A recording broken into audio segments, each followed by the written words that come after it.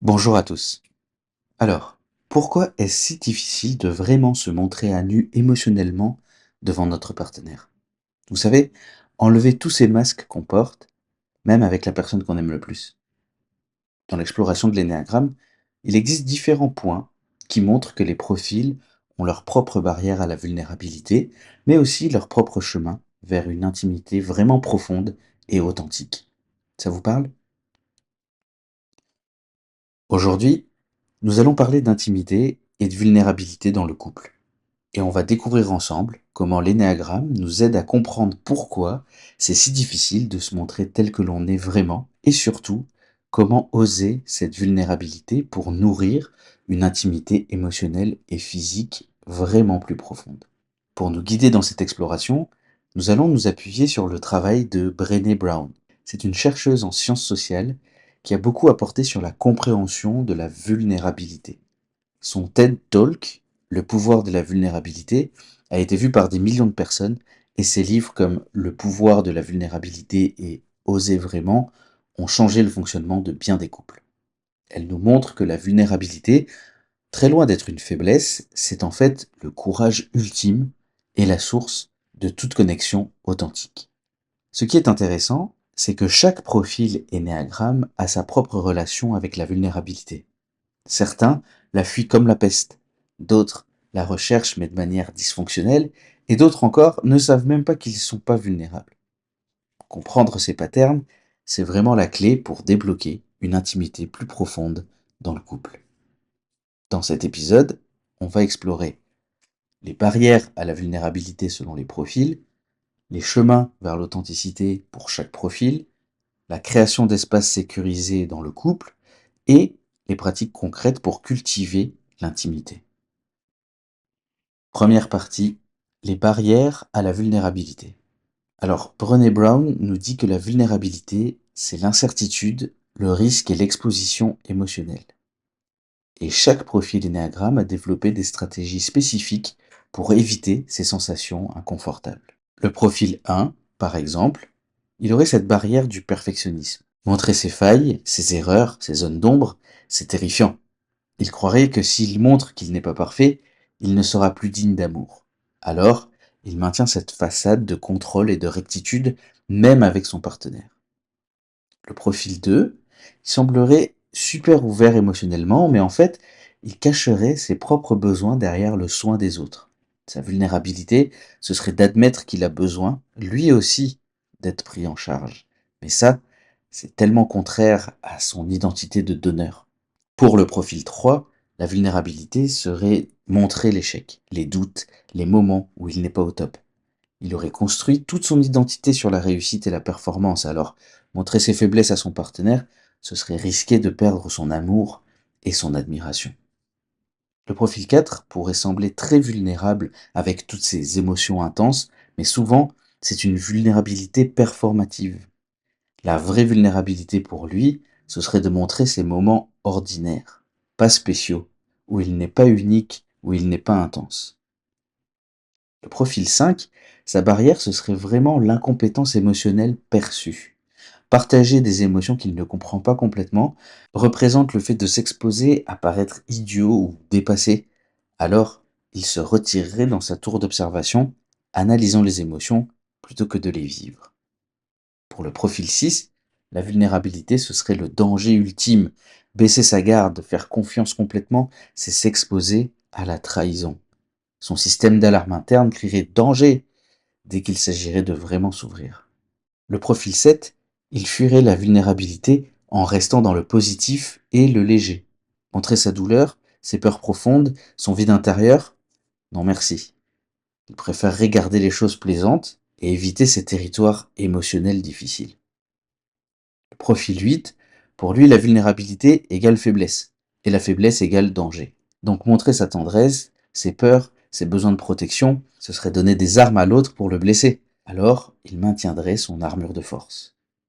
Et le profil 9, il éviterait la vulnérabilité en s'effaçant. Exprimer ses vrais désirs, ses opinions fortes ou ses colères, ce serait risquer le conflit et la séparation. Alors, il resterait dans le flou, le consensuel et le ça m'est égal. Deuxième partie, les chemins vers l'authenticité. Alors la bonne nouvelle, c'est que chaque profil a aussi son chemin unique vers l'authenticité et la vulnérabilité, disons, saine. Pour le profil 1, le chemin passerait par l'acceptation de l'imperfection. Quand il ose montrer ses erreurs, ses doutes, ses zones grises à son partenaire, et qu'il découvre qu'il est aimé quand même, c'est très libérateur. La pratique pourrait être de partager une imperfection du jour avec son partenaire. Le profil 2 trouverait son authenticité en osant recevoir, dire j'ai besoin de toi, aide-moi, je ne vais pas bien. C'est sa vraie vulnérabilité. Et paradoxalement, ça approfondit tellement la connexion. Le partenaire se sent enfin utile et nécessaire. Pour le profil 3, l'authenticité viendrait en partageant le processus et pas juste les résultats. Montrer les coulisses, les moments de doute, les échecs qui ont précédé le succès. Le partenaire pourrait enfin se connecter à l'humain derrière la machine à réussir. Le profil 4 trouverait sa vraie vulnérabilité dans l'ordinaire. Partager les moments simples, sans drame, où il est juste humain. C'est dans cette simplicité que la vraie intimité peut fleurir, et pas dans l'intensité constante. Pour le profil 5, le chemin serait de partager l'incomplet, l'incertain, dire je ne sais pas ce que je ressens, mais voici ce qui se passe dans mon corps. Le partenaire pourrait alors l'accompagner dans cette exploration émotionnelle. Le profil 6 trouverait son authenticité dans la confiance progressive. Prendre des petits risques de vulnérabilité et voir qu'il survit, que le partenaire est fiable. C'est un processus lent, mais réellement transformateur. Pour le profil 7, la vraie vulnérabilité, ce serait de rester avec la douleur, voire de la partager. Dire j'ai peur, je suis triste, et pas immédiatement rebondir vers le positif. Le partenaire peut alors offrir un vrai réconfort. Le profil 8 trouverait son authenticité dans la tendresse. Montrer son cœur doux, ses besoins de protection, ses peurs. C'est terrifiant, mais c'est là que la vraie intimité commence. Parce que le partenaire, il peut enfin prendre soin de lui. Et pour le profil 9, sa vulnérabilité serait dans l'affirmation. Dire voici ce que je veux vraiment, voici ce qui me met en colère, voire je ne suis pas d'accord. Le partenaire pourrait enfin rencontrer la vraie personne, pas juste le miroir agréable. Troisième partie, créer des espaces sécurisés. Alors, comment créer dans le couple ces espaces où la vulnérabilité devient possible? Brené Brown nous donne quelques pistes précieuses. D'abord, il faut comprendre que la vulnérabilité nécessite de la sécurité émotionnelle. On ne peut pas demander à quelqu'un d'enlever son armure dans un champ de bataille. Le couple doit devenir une sorte de sanctuaire où il est safe de se montrer. Pour ça, il faut établir des règles claires. Pas de jugement quand l'autre partage, pas d'utilisation de ses vulnérabilités contre lui plus tard dans une dispute. C'est sacré. Chaque profil a besoin de savoir que ses révélations seront honorées. La pratique du cercle de vulnérabilité peut être aussi très puissante. Un temps dédié, régulier, où chacun partage quelque chose de vulnérable. Le profil 1 pourrait, par exemple, partager une erreur. Le 3 pourrait partager un échec. Le 8 pourrait partager une peur. Et l'autre, il écoute sans conseiller, juste en accueillant. Il faut aussi respecter le rythme de chacun. Un profil 5 aura besoin de plus de temps pour accéder à ses émotions qu'un profil 4. Un profil 6 aura besoin de plus de réassurance qu'un profil 7. Et c'est OK. La célébration de la vulnérabilité est cruciale. Quand votre partenaire ose se montrer, remerciez-le. Merci de me faire confiance. Je suis honoré que tu partages ça avec moi. Ça renforce le comportement. Et attention aux réflexes défensifs. Parce que quand notre partenaire est vulnérable, ça peut déclencher notre propre inconfort. Le profil 1 pourrait vouloir réparer, le profil 2 pourrait vouloir sauver, et encore, par exemple, le profil 5 pourrait vouloir analyser. Stop. Juste être présent. Quatrième partie, les pratiques concrètes. Alors passons au concret maintenant. Comment cultiver cette intimité vulnérable au quotidien? La pratique du regard peut être transformatrice. Se regarder dans les yeux pendant 4 minutes sans parler. C'est terrifiant et à la fois c'est magnifique. Chaque profil y résistera différemment, mais c'est un exercice puissant d'intimité. Le partage des peurs profondes, adapté pour chaque profil. Le profil 1 pourrait partager sa peur de ne jamais être assez bien. Le profil 2, sa peur de n'être aimé que pour ce qu'il donne. Le profil 3, sa peur que sans ses accomplissements, il ne soit rien. C'est dans ces partages que l'intimité vraie se construit. Les rituels de connexion quotidien qui incluent de la vulnérabilité. Pas juste comment était ta journée, mais qu'est-ce qui t'a touché aujourd'hui? Où est-ce que tu as lutté? De quoi as-tu besoin? Chaque profil apprendra à répondre authentiquement. Le toucher vulnérable est aussi important. Pas le toucher sexuel, mais le toucher qui console, qui soutient, qui dit je suis là.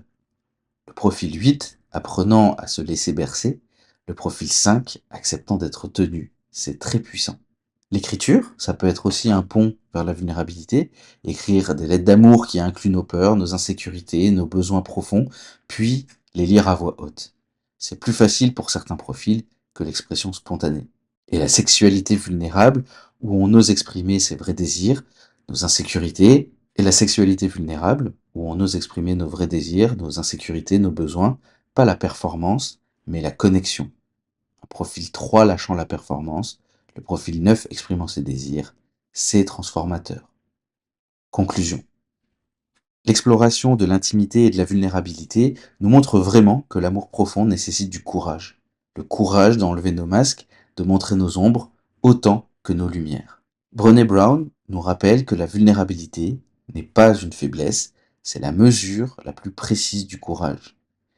Et quand on comprend que notre profil énéagramme nous protège de cette vulnérabilité, on peut enfin commencer à baisser la garde consciemment. Ce qui est magnifique, c'est que chaque profil a son propre chemin vers l'intimité authentique. Il n'y a pas une seule façon d'être vulnérable. Le profil 8 qui montre sa tendresse est aussi courageux que le profil 2 qui montre ses besoins. C'est différent, mais équivalent au courage. L'intimité véritable dans le couple, elle naît de ces moments où on ose se montrer sans filtre. Et paradoxalement, c'est dans cette vulnérabilité qu'on trouve notre plus grande force. Parce que quand on est aimé pour ce qu'on est vraiment, faille incluse, c'est là qu'on devient inébranlable. Cette exploration nous prépare aussi à mieux comprendre comment communiquer avec les vulnérabilités, parce que se montrer c'est bien, mais être compris c'est encore mieux. Dans notre prochain épisode, on explorera justement les styles de communication avec Marshall Rosenberg. On verra comment cartographier les styles d'expression en équipe et apprendre à vraiment se traduire mutuellement. Parce que la vulnérabilité sans communication claire, ça peut créer plus de malentendus que de connexion. Et rappelez-vous, oser la vulnérabilité, c'est oser l'amour véritable. C'est terrifiant, oui, mais c'est là que la magie opère vraiment dans le couple. Merci pour votre écoute.